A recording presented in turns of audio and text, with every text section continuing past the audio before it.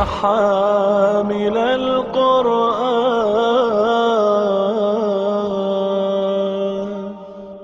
اعوذ باللہ من الشیطان الرجیم ان الذین کذبوا بآیاتنا واستکبروا عنہا، یقیناً وہ لوگ جو ہماری آیات کو جھٹلاتے ہیں، جھوٹا قرار دیتے ہیں، واستکبروا عنہا، اور ان آیات پر غور کرنے، ان کو سمجھنے، ان کو ماننے سے تکبر اختیار کرتے ہیں۔ نہیں، تکبر کیا ہوتا ہے؟ کسی کی بات سننا بھی گوارا نہ کرنا۔ تو اللہ تعالیٰ کی نشانیاں، اللہ تعالیٰ کی آیات، اللہ تعالیٰ کی وحی، اس کی طرف منہ بھی نہ کرنا، تکبر کا مظاہرہ کرنا، یہ اس کی طرف اشارہ ہے کہ وہ لوگ جو ہماری آیات کو جھوٹا قرار دیتے ہیں اور ان سے تکبر برتتے ہیں، یعنی ان کی طرف رخ بھی نہیں کرتے، ان کی طرف توجہ بھی نہیں کرتے، ان کو سمجھنے کی کوشش بھی نہیں کرتے۔ لا تفتح لہم ابواب السماء، ان کے لیے آسمان کے دروازے نہیں کھولے جائیں گے، ولا يدخلون الجنہ، اور نہ ہی وہ جنت میں داخل ہوں گے، حتی یلج الجمل فی سم الخیاط، یہاں تک کہ کوئی اونٹ سوئی کے ناکے میں سے گزر جائے۔ یعنی امپاسبل ہے نا، وہ سوئی کا ناکا جو ہے وہ اتنا چھوٹا ہوتا ہے کہ انسان کی نظر تھوڑی سی کمزور ہو جائے تو پھر انسان اینک لگا کر بھی وہ اس میں دھاگا نہیں ڈال سکتا۔ یعنی مجھے یاد ہے کہ کبھی جب ہم چھوٹے تھے تو ہماری والدہ جو ہیں ان سے کہتی ذرا دھاگا پا دیں، تو سمجھ نہیں آتا تھا کہ ان کو کیوں نظر نہیں آ رہا۔ اب خود اپنا معاملہ یہ ہے کہ پوری روشنی میں اینک لگا کر بھی کوئی 10-15 دفعہ جو ہے کبھی دھاگا ڈالنا پڑ جائے تو وہ دھاگا جو ہے وہ ڈالنے میں انسان کامیاب ہوتا ہے، اور کئی دفعہ وہ بھی نہیں ہوتا۔ تو یہ کیا ہے؟ یعنی دھاگا آسانی سے داخل نہیں ہوتا، تو اونٹ کے داخل ہونے کا کیا سوال ہے؟ تو یہ عربی زبان کا محاورہ ہے کہ ایسا تبھی ممکن ہے کہ اونٹ جو ہے سوئی کے ناکے میں سے گزر جائے، یعنی امپاسبل۔ تو حتی یلج الجمل فی سم الخیاط، یہاں تک کہ داخل ہو جائے اونٹ سوئی کے ناکے میں۔ وَكَذَلِكَ نَجْزِي الْمُجْرِمِينَ، اور ایسے ہی ہم بدلہ دیں گے مجرموں کو۔ لَهُم مِّن جَهَنَّمَ مِہَادٌ وَمِن فَوْقِهِمْ غَوَاشٌ، جہنم ہی ان کا بچھونا اور جہنم ہی ان کا اوڑھنا ہوگا۔ یہ جو اردو کا محاورہ ہے نا، یہ میرا اوڑھنا بچھونا ہے۔ یہ اوڑھنا بچھونا کیا ہے؟ بچھونا ہوتا ہے نیچے اور اوڑھنا ہوتا ہے اوپر، تو یعنی ان کے اوپر نیچے آگ ہی ہوگی۔ یعنی آپ تصور کیجئے کہ اگر کوئی چیز جو ہے وہ آگ پر بھونی جا رہی ہو تو جس طرف آگ ہوتی ہے اس طرف سے وہ بھن رہی ہوتی ہے اور دوسری سائڈ کچی ہوتی ہے۔ لیکن اگر آپ کسی ایسی فرنس میں کوئی چیز پکا رہے ہیں جس میں چاروں طرف جو ہے وہ آگ ہی آگ ہے، حرارت ہی حرارت ہے، تو پھر وہ چیز جو ہے وہ کتنی جلدی سے بھنے گی اور پھر اس کا ٹیمپریچر اپنا جو ہے وہ کتنا بڑھ جائے گا۔ اس کی طرف یہاں پر اشارہ ہے کہ ان کے نیچے اور اوپر آگ ہی آگ ہوگی۔ اور وَكَذَلِكَ نَجْزِي الظَّالِمِينَ، اور ایسے ہی ہم بدلہ دیں گے ظالموں کو۔ وَالَّذِينَ آمَنُوا وَعَمِلُوا الصَّالِحَاتِ، اچھا یہاں پر جو نوٹ کیجئے گا، یہ جو اس صورت میں ظالم آ رہا ہے، یہ ظالم ہے ہی وہ کہ جو اللہ تعالیٰ کی آیات کا حق ادا نہیں کرتا ہے۔ اس کا پہلے رکوع کو اگر آپ دیکھیں تو اس میں فرمایا گیا کہ جس دن وَالْوَزْنُ يَوْمَئِذٍ الْحَقُّ، اس دن اعمال کا وزن برحق ہوگا۔ فمن ثقلت موازینہ، اور جس کے نیک اعمال بھاری ہوں گے وہ کیا ہوں گے؟ وہ جنت میں ہوں گے۔ فمن ثقلت موازینہ فاولئک هم المفلحون، وہ فلاح پانے والے ہوں گے۔ ومن خفت موازینہ، اور جن کے نیک اعمال ہلکے نکلیں گے، فاولئک الذین خسروا انفسهم، تو یہی وہ لوگ ہوں گے جو اپنے آپ کو گھاٹے سے دوچار کریں گے۔ کیوں؟ بما کانوا بآیاتنا یظلمون، اس لیے کہ وہ ہماری آیات پر ظلم ڈھایا کرتے تھے۔ ظلم جو ہے یہ عدل کا الٹ ہے۔ عدل کیا ہے؟ حقدار کو اس کا حق دینا یا دلانا، یہ کیا ہے؟ یہ عدل ہے۔ اور کسی کو اس کے حق سے محروم کرنا ظلم ہے۔ اللہ تعالیٰ کی آیات کا حق ہے کہ ان کی طرف توجہ کی جائے، انہیں سمجھنے کی کوشش کی جائے، ان پر عمل کیا جائے، اور ان آیات کا یہ حق ادا نہ کرنا، یہ کیا ہے؟ یہ ظلم ہے۔ تو اس صورت کے سیاق و سباق میں اور جو اوپر آیت آئی ہے اس کا مضمون بھی یہی ہے کہ وہ لوگ جو ہماری آیات کو جھٹلاتے ہیں اور ان سے تکبر برتتے ہیں. تو اب یہاں جو ظالم آ رہا ہے اس کو ان جنرل بھی آپ کہہ سکتے ہیں، لیکن خاص طور پر جو ظلم اس صورت کا سیاق و سباق بتا رہا ہے وہ کیا ہے؟ اللہ تعالیٰ کی آیات کی طرف توجہ نہ کرنا اور آیات کی حق تلفی کرنا. والذین آمنوا وعملوا الصالحات، اور وہ لوگ جو ایمان لائیں گے اور اچھے عمل کریں گے، لا نکلف نفسا الا وسعها، تو ہم کسی شخص کو اکاؤنٹیبل نہیں ٹھہرائیں گے مگر اس کی وسعت کے مطابق. یہ کیا ہے؟ یہ اللہ تعالیٰ کی مہربانی کا ایک بہت ٹھاٹھے مارتا وہ سمندر ہے کہ ہم ہر شخص کو اس کی کیپیسٹی کے مطابق جانچیں گے.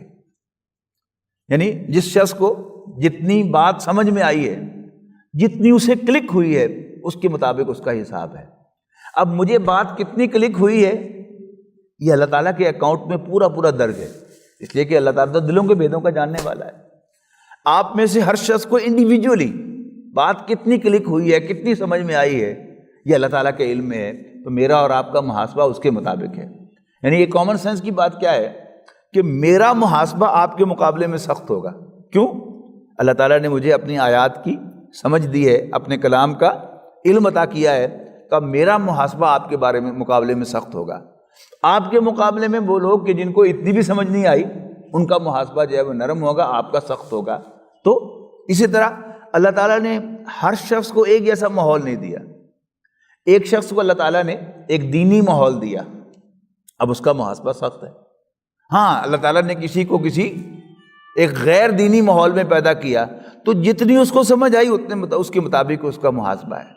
اور ہر شخص کو زندگی میں ایک مقام پر جا کر بات کلک کرتی ہے کہ یہ حق ہے، اور وہ علم کے ذریعے سے ہو، وہ کسی مسٹک ایکسپیرینس کے ذریعے سے ہو، یا اس کائنات کے مشاہدے کے ذریعے سے ہو.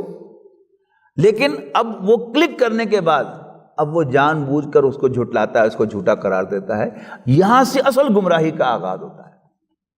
تو ہر شخص کو ہونا تو ہے، لیکن کب کلک ہوا یہ بھی اللہ کے علم میں ہے، کتنا کلک ہوا یہ بھی اللہ تعالیٰ کے علم میں ہے. تو ایمان والوں کے ساتھ وہ جو رعایت برتی جانے والی ہے کہ جو مان لیتا ہے، یعنی یوں سمجھیے کہ ابھی پوری بات سمجھ میں نہیں آئی تھی، لیکن جتنی سمجھ میں آئی تھی اتنی کو اس نے تسلیم کر لیا، تو پھر اللہ تعالیٰ اس کے لیے ہدایت کے مزید دروازے کھولتا ہے. اور پھر اللہ تعالیٰ اس سے رعایت بھی برتے گا کہ اس نے میری بات کو مان لیا ہے، اب یہ رعایت کا مستحق ہے. تو کیا ہے؟ لا نکلف نفسا الا وسعها.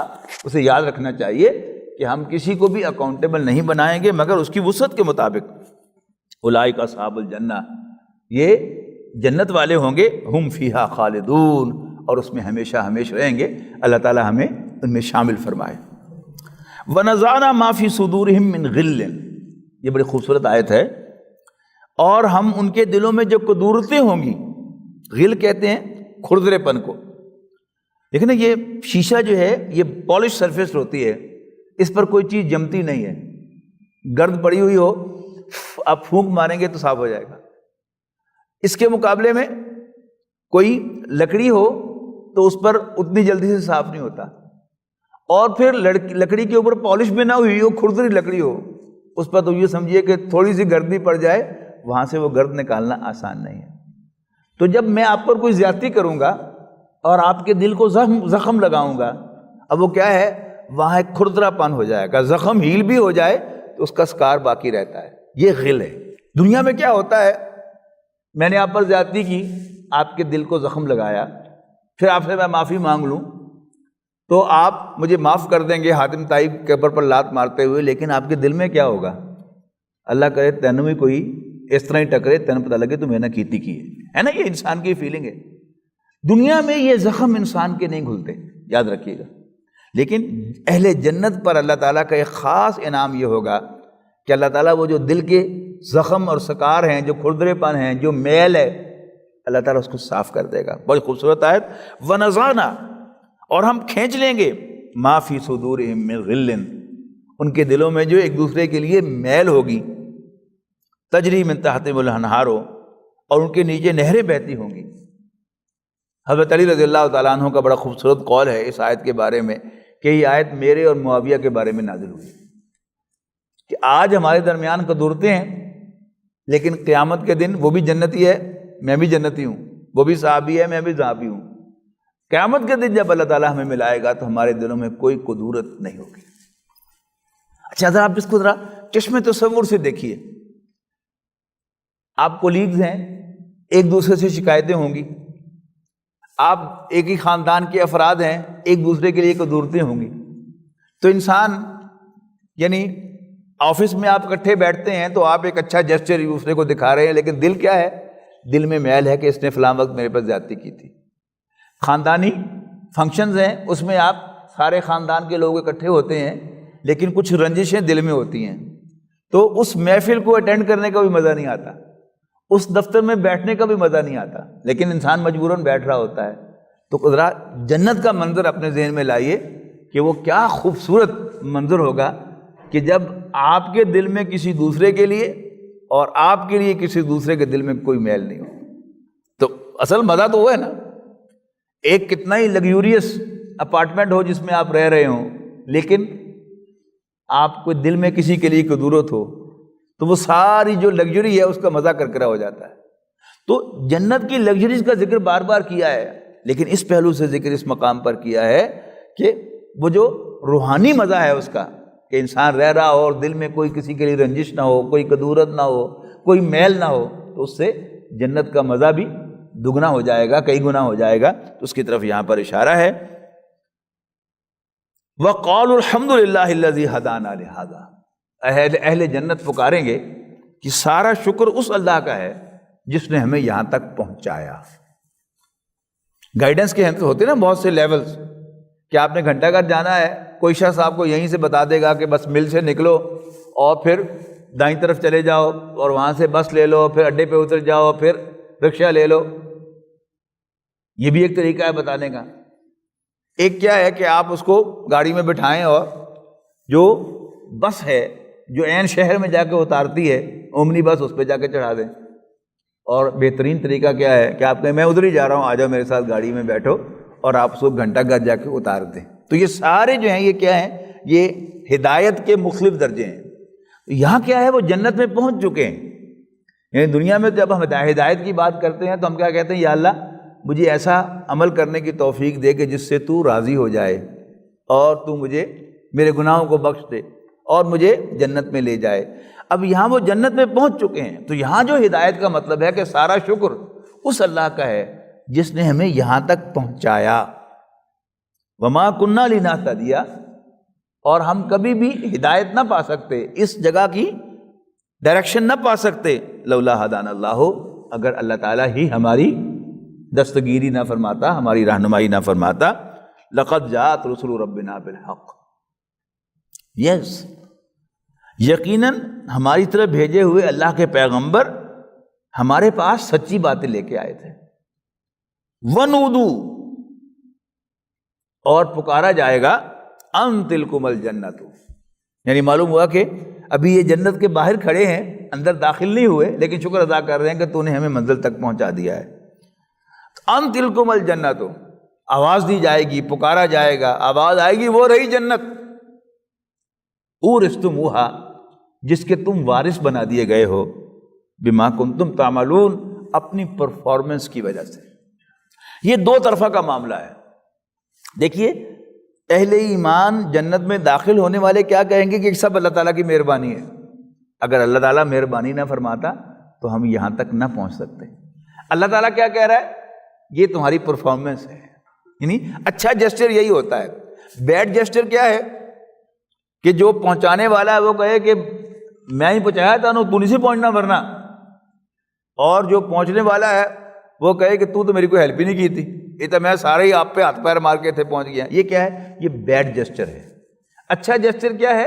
ایک دوسرے کو کریڈٹ دینا، یعنی ہر لیول پر، یعنی جو باس ہے وہ اپنی ٹیم کو کریڈٹ دے کہ بس جی یہ سب میری ٹیم کا کمال ہے، ان لوگوں نے بڑی محنت کی ہے جس کی وجہ سے میں نے یہ ریزلٹس اچیو کیے ہیں۔ اور جو ٹیم ہے وہ کہے کہ جی واہ جی واہ، بلے بلے ساڑے مینیجر دے، ساڑے مینیجر صاحب نے بڑی محنت کی تھی اور سانو صحیح صحیح گائیڈ کیا تھا، لہٰذا اسی یہ پروڈکشن کی تھی ہے یا یہ اچیومنٹ ہم نے کی ہے۔ تو یہ کیا ہے؟ یہ اچھا جسچر ہے۔ گھر میں یعنی میاں بیوی کے درمیان اچھی انڈرسٹینڈنگ ہوتی ہے تو سب مہمانوں کے سامنے میاں جو ہے وہ بیوی کو کریڈٹ دیتا ہے کہ بس یہ اللہ تعالیٰ خوش رکھے، اللہ دی اس بندی نو، میں تو تن پتا سست آدمی ہاں، سارا دن میں اپنے کام تے رہنا، یہ ہوئی گھر چلا رہی ہے، اور بیوی جو ہے وہ کریڈٹ دیتی ہے کہ یہ سب میرے میاں کا کمال ہے کہ اس نے اس گھر کو اس طریقے سے مینیج کیا ہے کہ یہ سب کچھ آپ کو نظر آ رہا ہے۔ تو یہ بیڈ جیسچر اور اچھے جیسچر کا فرق ہے، گڈ جیسچر کا۔ تو یہاں پر کیا ہے، اللہ تعالیٰ اور اللہ تعالیٰ کے جو فیوریٹ بندے ہیں جن کو جنت میں داخلہ ملنے والا ہے، وہ دونوں جو ہیں وہ اللہ تعالیٰ ایک دوسرے کو کریڈٹ دے رہے ہیں۔ جنت والے اہل جنت اللہ تعالیٰ کو کا شکریہ ادا کر رہے ہیں، اور اللہ تعالیٰ کہہ رہا ہے کہ یہ سب تمہاری پرفارمنس کا نتیجہ ہے، یو پرفارمڈ ویل، اس لیے تمہیں یہ مل رہا ہے۔ بڑا خوبصورت مقام ہے یہ قرآن مجید کا۔ وَنَادَى أَصْحَابُ الْجَنَّةِ أَصْحَابَ النَّارِ، اب کیا ہے، اگلا سٹیپ آ گیا کہ جنت میں پہنچ گئے۔ سورۃ حدید میں ذکر ہے کہ ایک فصیل حائل کر دی جائے گی اہل جہنم اور اہل جنت کے درمیان، اور اس فصیل میں ایک دروازہ ہوگا، یعنی اس سے مراد کھڑکی ہے کہ جس میں سے کمیونیکیشن ہو سکے گی۔ اب اگر ہم بالکل مادی نقطہ نگاہ سے دیکھیں تو ایسی کوئی چیز جو ہے وہ ممکن نہیں ہے، یعنی ایک طرف جہنم کی آگ ہے اور اس میں کوئی کھڑکی ہوگی تو اس کی حرارت جو ہے وہ اندر جائے گی، یعنی جو اے سی اندر لگے ہوئے ہیں ان کی پرفارمنس میں فرق آئے گا۔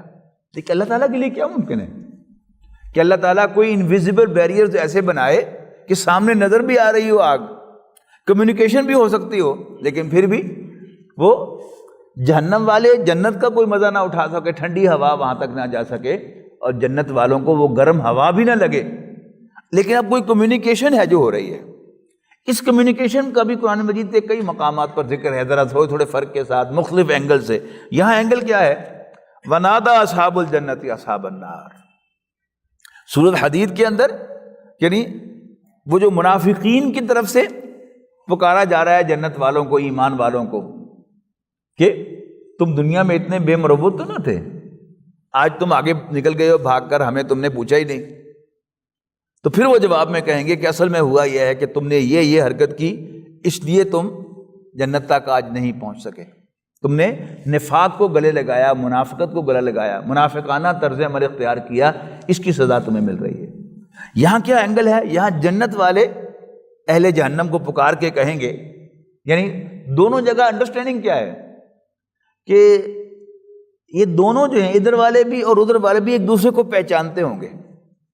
جنت والے کہیں گے وَنَادَى أَصْحَابُ الْجَنَّةِ، پکاریں گے جنت والے اصحاب النار، جہنم والوں کو، ان قد وجدنا ما وعدنا ربنا حقا، بھئی ہم نے تو اپنے رب کے اس وعدے کو جو اس نے ہم سے کیا تھا سچا پایا ہے۔ فَهَلْ وَجَدْتُمْ مَا وَعَدَ رَبُّكُمْ حَقًّا، کیا تم نے بھی اس وعدے کو جو تمہارے رب نے تم سے کیا تھا سچا پایا ہے؟ قالوا نعم، وہ بڑی حسرت کے ساتھ کہیں گے یس آف کورس۔ فَأَذَّنَ مُؤَذِّنٌ بَيْنَهُمْ، تو ان کے بیچ میں سے ایک پکارنے والا اعلان کرے گا، پکارے گا، اللعنۃ اللہ علی الظالمین، ظالموں پر اللہ کی لعنت ہے۔ الذین یصدون عن سبیل اللہ، جو لوگوں کو اللہ کے راستے سے روکتے تھے، وَیَبْغُونَهَا عِوَجًا، اور اللہ کے بتائے ہوئے راستے میں ٹیڑھ تلاش کرتے تھے، یعنی وہی آیات جو ہیں اللہ تعالیٰ کی جو گائیڈ کرتی تھی۔ اور اس صورت کا یہ مضمون ہے نا، حضرت آدم علیہ السلام کا جو ہم قصہ ہم پڑھ کے آئے ہیں پچھلے نشست میں، اس کا بھی حاصل کیا تھا کہ آدم و حوا کو اللہ تعالیٰ نے ایک انسٹرکشن دی تھی، وہی کی تھی کہ جو مرضی کھاؤ پیو لیکن اس درخت کے قریب نہ جانا۔ انہیں کیا کیا، انہیں کہا کہ ہاں کھانے سے منع کیا ہے، تو شیطان کے ورغلاوے میں آ کر قریب چلے گئے، اور جب کہ قریب چلا جاتا ہے انسان تو پھر انسان کا اس گناہ سے، اس منع کی ہوئی چیز سے بچنا ممکن نہیں ہوتا۔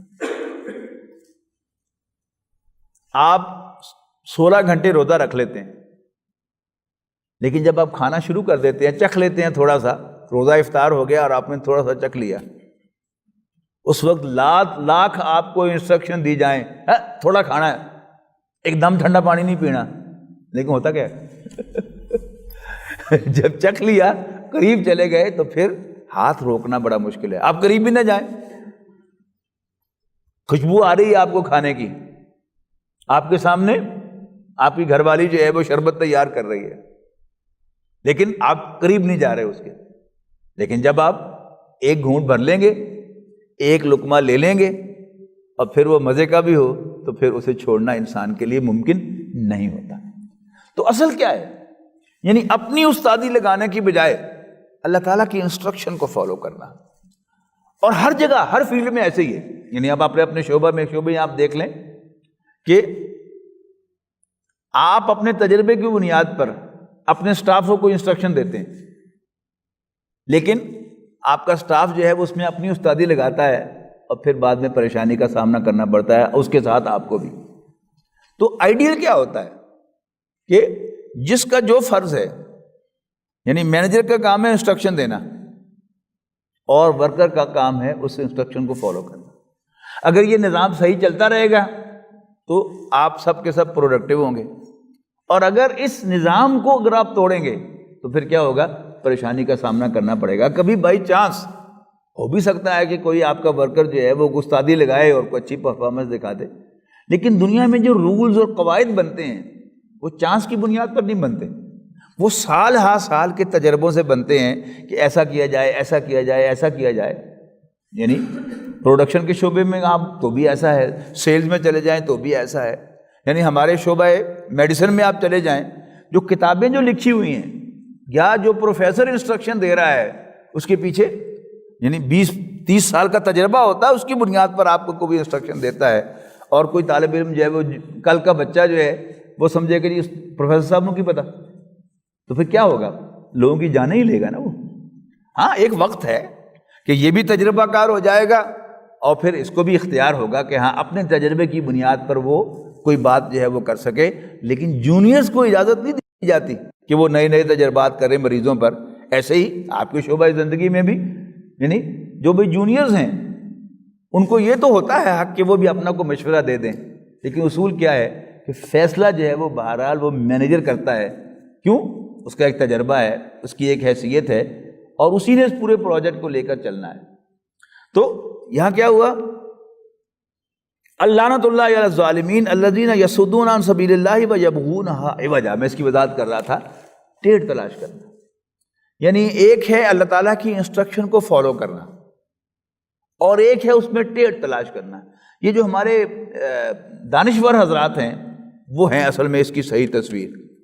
اللہ تعالیٰ کے احکام کو بطور احکام لینے کی بجائے وہ ان پر تبصرے کرتے ہیں، اس میں ٹیڑھ تلاش کرتے ہیں کہ جی یعنی وہ نام مولوی کو دیتے ہیں کہ مولوی ایسا کرتا ہے، مولوی ایسا کرتا ہے، لیکن آپ غور سے پڑھیں وہ اللہ تعالیٰ کے احکام کو چیلنج کر رہے ہوتے ہیں، وہ نبی اکرم صلی اللہ علیہ وسلم کی حدیث کو چیلنج کر رہے ہوتے ہیں، وہ نبی اکرم صلی اللہ علیہ وسلم کا مذاق اڑا رہے ہوتے ہیں، دین کا مذاق اڑا رہے ہوتے ہیں، لیکن نام لے رہے ہوتے ہیں مولوی کا۔ یہ کیا ہے؟ اس میں ٹیڑھ تلاش کرنا۔ اب ہمارے دین کا جو مزاج ہے وہ کیا ہے کہ اللہ تعالیٰ خاص طور پر جو جنسی بے رحمی ہے اس کو روکنے کے لیے ایک حکم دیتا ہے کہ وَلَا تَقْرَبُوا الزِّنَا إِنَّهُ كَانَ فَاحِشَةً وَسَاءَ سَبِيلًا۔ پچھلے رکوع میں ہم پڑھ کے بھی آئے ہیں کہ اللہ تعالیٰ نے ہر قسم کی بے حیائی خواہ کھلی ہو یا چھپی ہوئی اس کو حرام کیا ہے۔ تو اب وہ کیا ہے؟ وہ کریں گے نہیں، یہ کیا ہوا؟ بس ٹھیک ہے، بالکل درست ہے کہ بدکاری زناکاری نہیں ہونی چاہیے، لیکن بس ٹھیک ہے سب لوگ بالغ ہیں، سمجھدار ہیں، یہ خام خواہ کی پابندیاں مولویوں نے لگا رکھی ہیں۔ کہیں گے کیا کہ مولویوں نے لگا رکھی ہیں، حالانکہ وہ سب پابندیاں جو ہیں وہ قرآن و حدیث کے، قرآن و سنت کے عین مطابق ہیں، جن کو علماء نے تو صرف ان کو یعنی چارٹ کیا ہے، ان کی کیٹیگرائزیشن کی ہے کہ بھئی یہ فرض ہے اور یہ واجب ہے اور یہ سنت مؤکدہ ہے، یہ سنت غیر مؤکدہ ہے، باقی ہے سب کچھ دین ہی سے ماخوذ ہے۔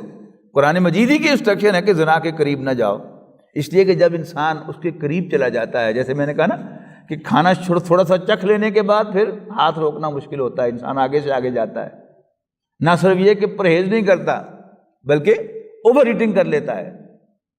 اسی طرح جب انسان اللہ تعالیٰ کی انسٹرکشنز کو نظر انداز کرتا ہے تو پھر کچھ نہیں کہہ سکتا وہ کہ کب وہ بڑھتے بڑھتے آگے بدکاری کر بیٹھے گا اور پھر اس کے بعد اس کو پریشانی ہوگی کیوں ہو میں یہ کر بیٹھا۔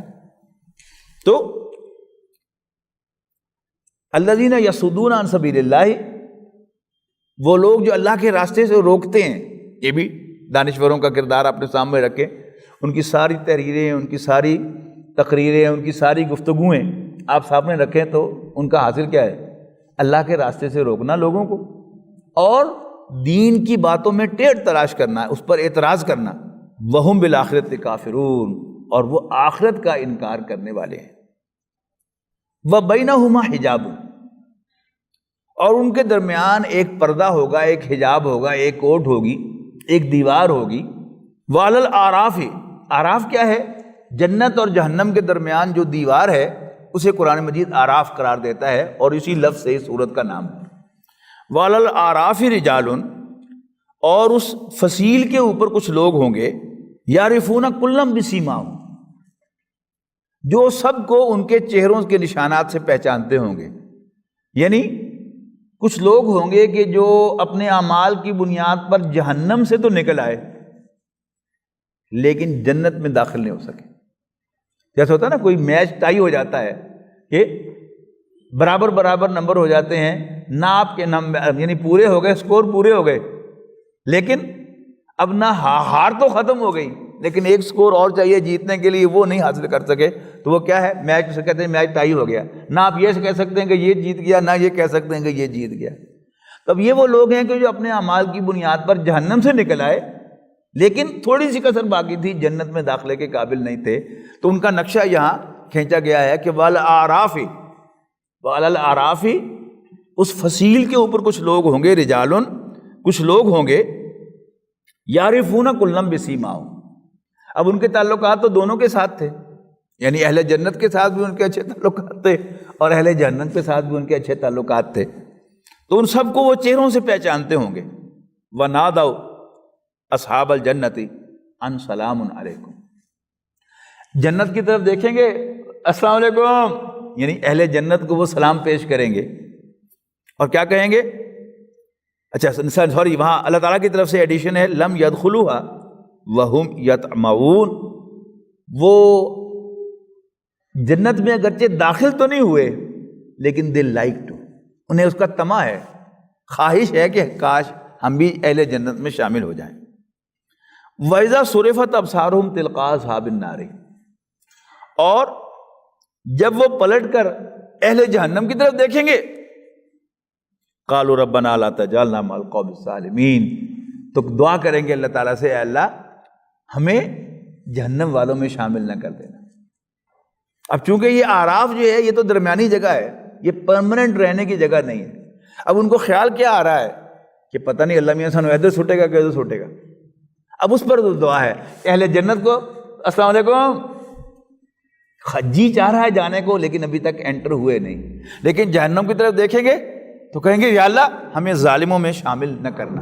قالوا ربنا لا تجعلنا مع القوم الظالمین، ہمیں ظالم لوگوں میں شامل نہ کرنا۔ ونادى اصحاب الاعراف رجالا يعرفونهم بسیماہم، اور اہل اعراف لوگوں کو جنہیں ان کی صورتوں سے شناخت کرتے ہوں گے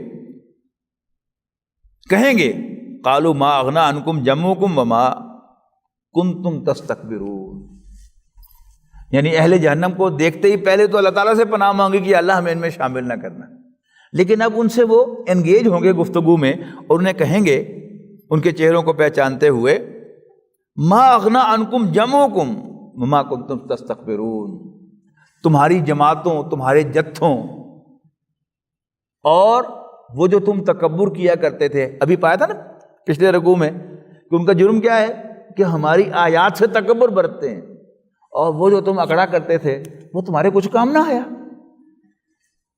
یعنی تمہاری فوج تھی، تمہاری حویلی تھی، تمہاری بیٹھک تھی، یہ خاص طور پر یہ سرداری نظام جو ہے اس کو اس کے اعتبار سے ویو کریں کہ جتنا بڑا کوئی زمیندار ہے اتنا بڑا اس کا ڈیرا ہے، اور ہر وقت اس کے اندر بہت سے لوگ جو ہیں بیٹھے ہوئے نظر آتے ہیں، وہ کیا ہیں؟ اس کے حواری ہیں، اس کے سپورٹرز ہیں، اسی کی بنیاد پر وہ لوگوں پر ظلم کرتا ہے۔ اکیلا آدمی ہو وہ کسی پر زیادتی کرے تو اس کی ٹھکائی بھی ہو سکتی ہے، لیکن ایک چوئی صاحب ہے جن کے 20 حواری ہر وقت اس کے ساتھ رہتے ہیں، تو پھر اس پر ہاتھ اٹھانا، اس کو گالی دینا، اس کو ایون تنقید کرنا آسان نہیں ہوتا۔ تو اب اصحاب اعراف پوچھیں گے اہل جہنم سے ما اغنا عنکم جمعکم، تمہاری جمعیت تمہارے کچھ کام نہ آئی، وما کنتم تستکبرون، اور تمہارا تکبر کرنا بھی تمہارے کسی کام نہ آیا۔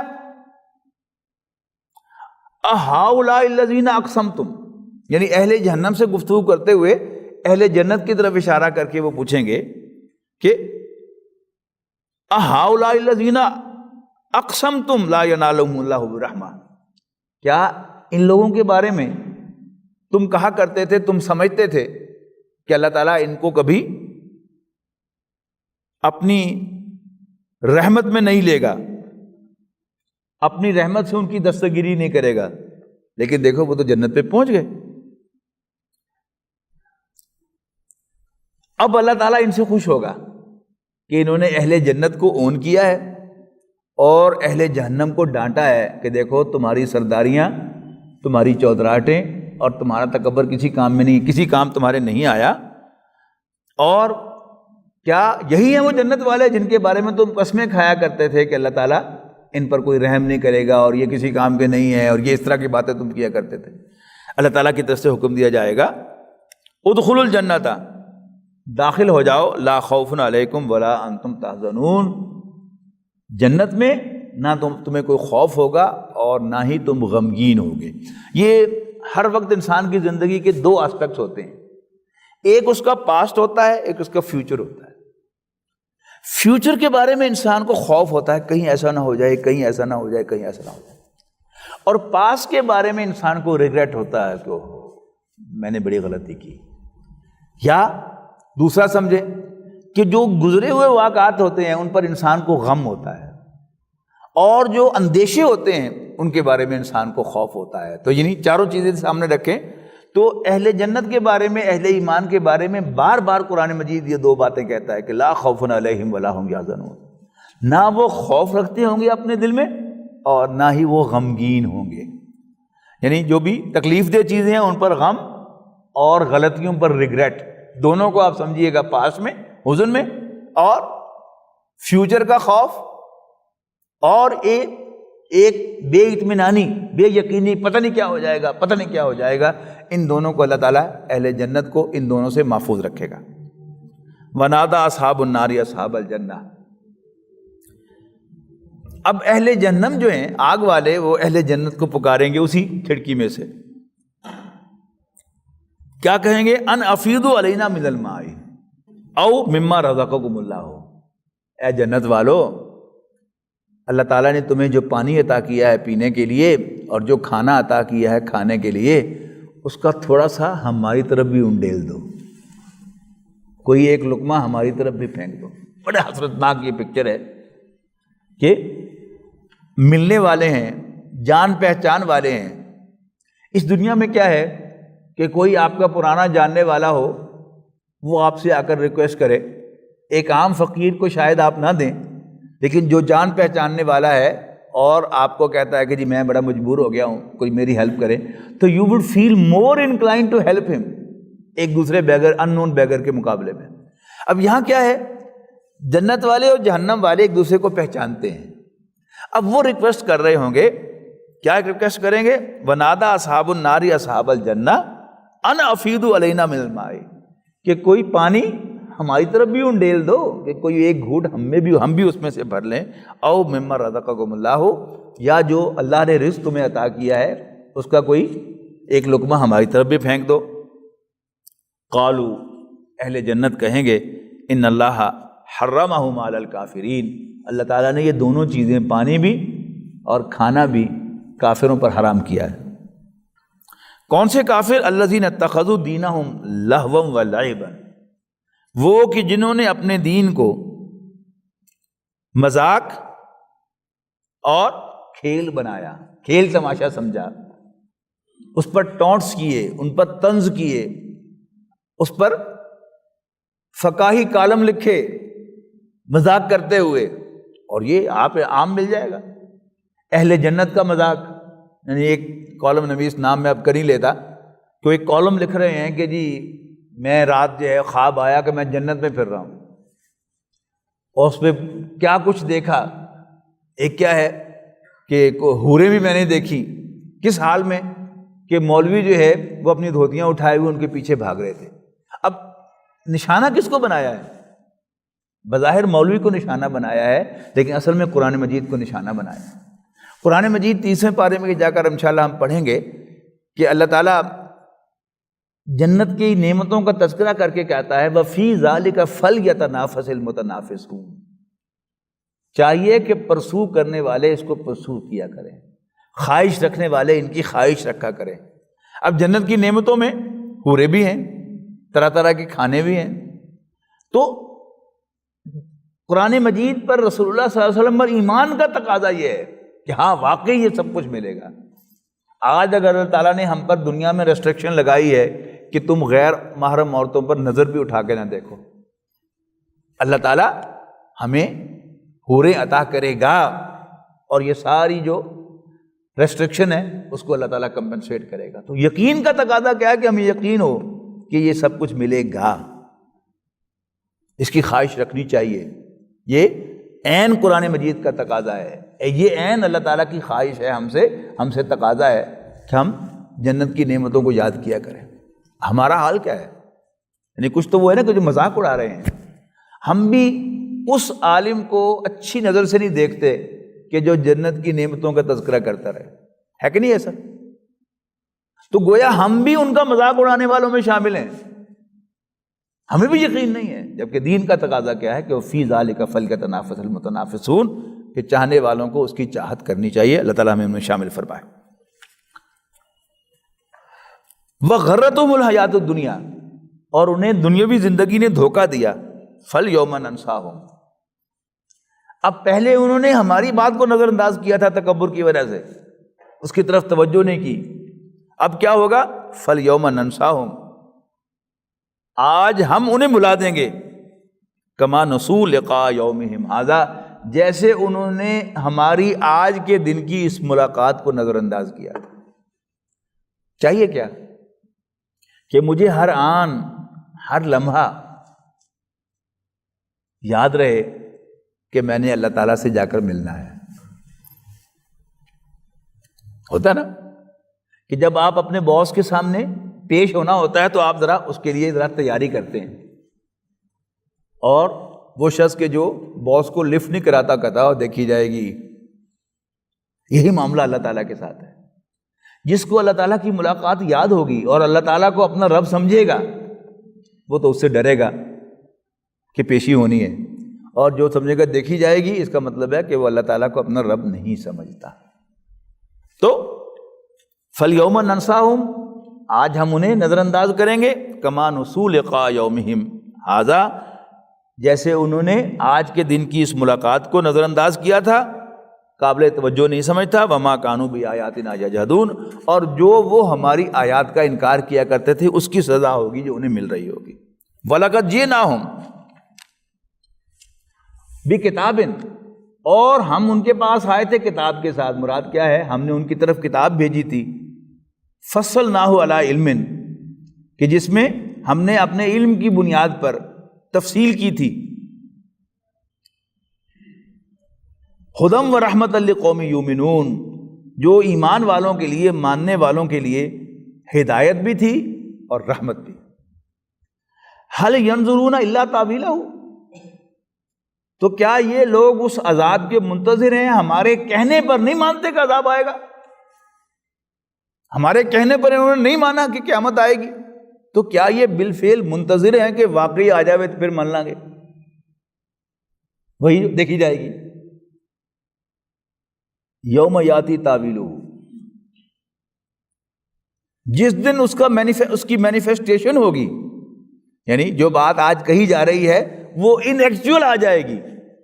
یقول الذین نسوہ من قبل، تو وہ لوگ جنہوں نے اس سے قبل اس کو بھلایا تھا کہیں گے قد جاءت رسول ربنا بالحق، اس وقت کہیں گے قد جاءت رسول ربنا بالحق، او یس،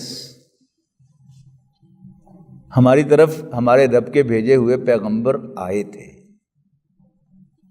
سچی بات لے کر، حق، سچی خبریں لے کر، حق لے کر۔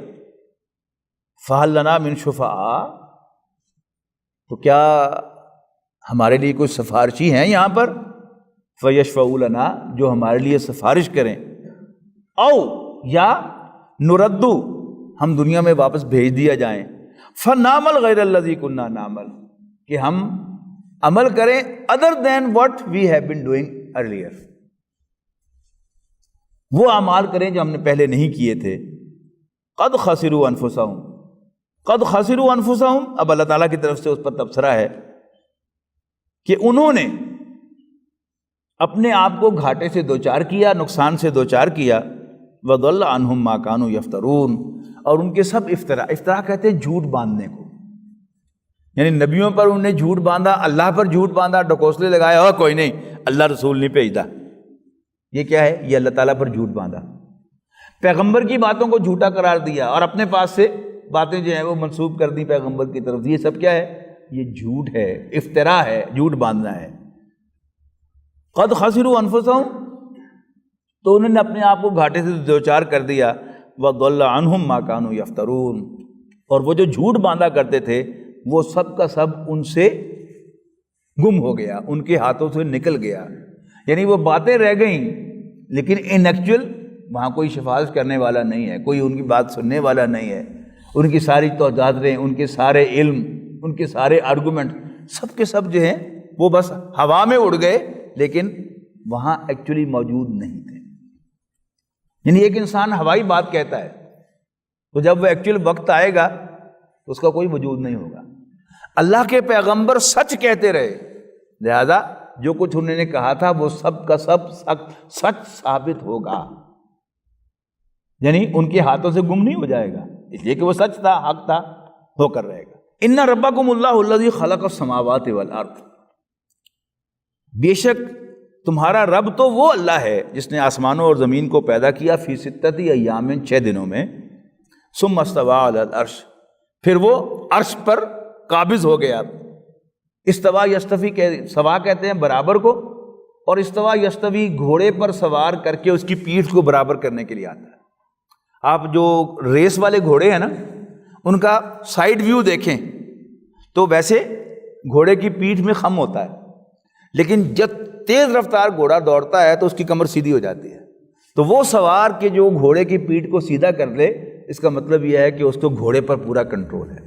ثم استوى علی العرش، یعنی عرش کیا ہے؟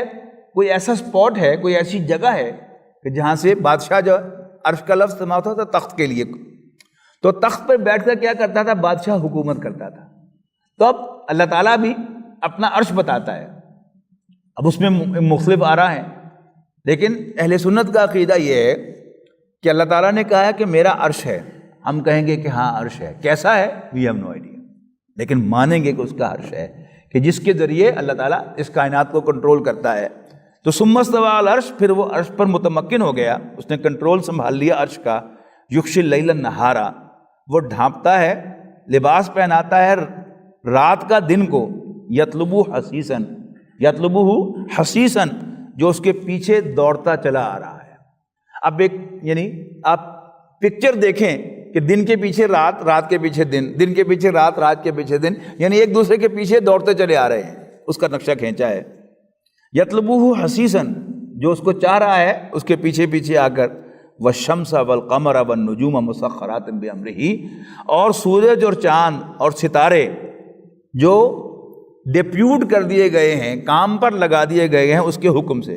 الا لہ الخلق والامر، آگاہ ہو جاؤ، سن لو، خلق بھی اسی کی اور حکم بھی اسی کا، یعنی اللہ تعالیٰ اس کائنات کا خالق بھی ہے اور اس کا چلانے والا بھی ہے، پیدا بھی اسی نے کیا تھا، اور اب اسی کے حکم سے یہ کائنات کا سارا نظام چل رہا ہے۔ تبارک اللہ رب العالمین، بڑی برکت والا ہے تمام جہانوں کا رب۔ ادعوا ربکم تضرعا وخفیۃ، اپنے رب کو پکارو گڑ گڑاتے ہوئے، عاجزی کے ساتھ، اور خفیۃً، آہستگی کے ساتھ۔ علامہ اقبال نے اس کے لیے لفظ استعمال کیا ہے، دعا کی حقیقت کیا ہے؟ لیکچرز میں انہوں نے کہا ہے کہ it's the flight of an alone to the alone, یعنی پرسنل دعا ہمیشہ پرسنل ہوتی ہے، میں اپنے دل میں اپنے رب کو پکار رہا ہوں، اصل میں دعا یہ ہے۔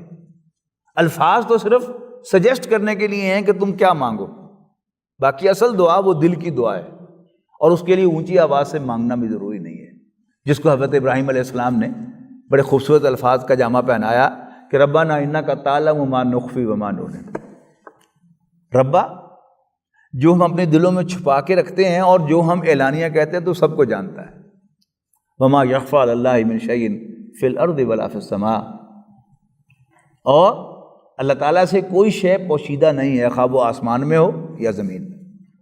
تو اللہ تعالیٰ کے تو سب علم میں ہے، میں زبان سے کہوں یا نہ کہوں، اللہ تعالیٰ کو میرے دل کی کیفیت معلوم ہے۔ اس کے بڑے اینگلز ہیں، اس لیے کہ دعا میں بیسک کیا ہے، یعنی باٹم لائن کیا ہے کہ مانگو اللہ ہی سے۔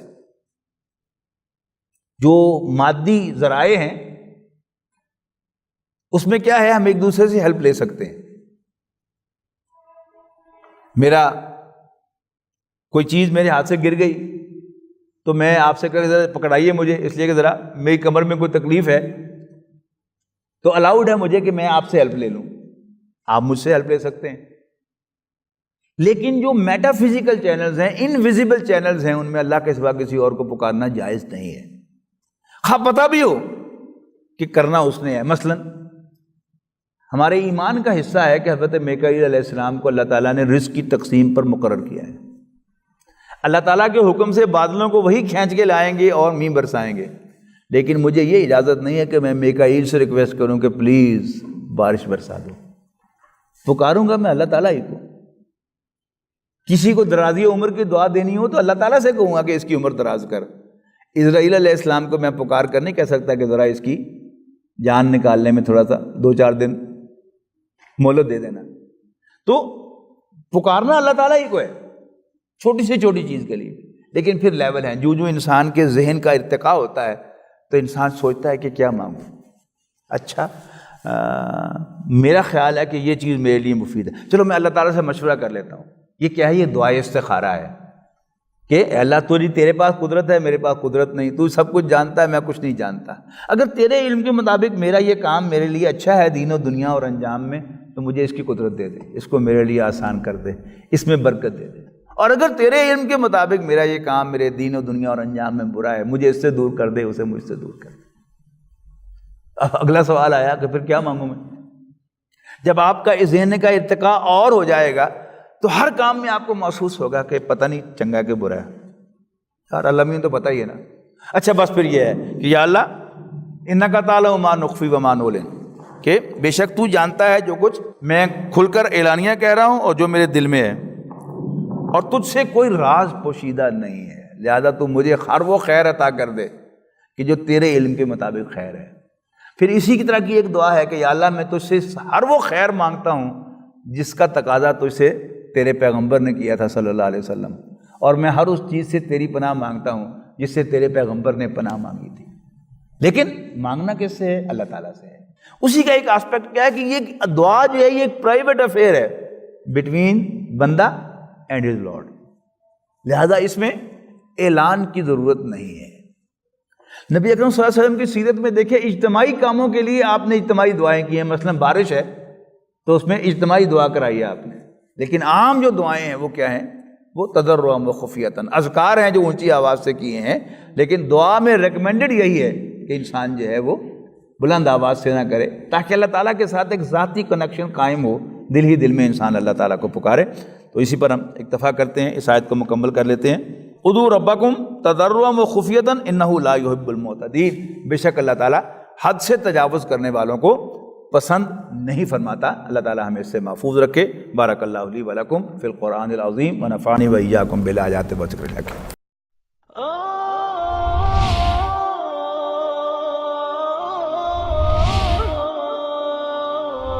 يا حامل القرآن